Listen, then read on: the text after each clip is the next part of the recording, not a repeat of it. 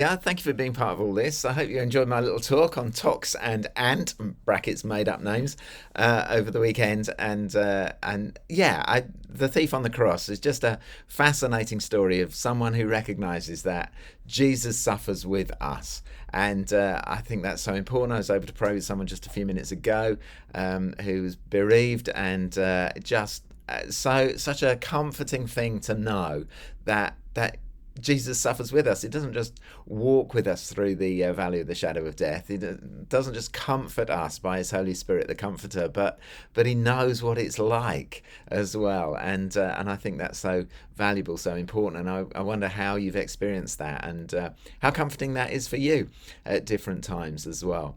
And then there was the way that He said yes to Jesus. You know, remember me when you come into your kingdom. There is some debate actually as to whether he was saved, but I think he was. I think God's mercy is bigger than that. I think the ones who want to say he isn't probably have such a small number of people who find salvation that is, yeah.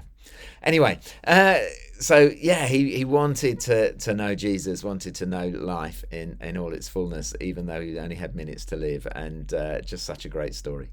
And then there's the other thief, the another terrorist, and that it's such a sad story because he saw Jesus, saw so much of him, and yet chose to stay angry. And I guess we know people like that, and we can pray for people like that, that God would meet them, that they would meet believers, that they would have their questions answered, that the Holy Spirit would soften their hearts, that they begin to make good choices, and that they would find Christ.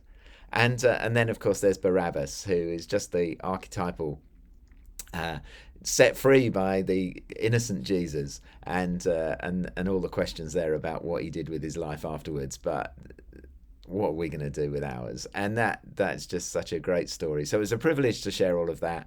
I'm conscious that you probably don't want to talk about loads of these things, but please pray. Please pray for the folk who were invited on Sunday.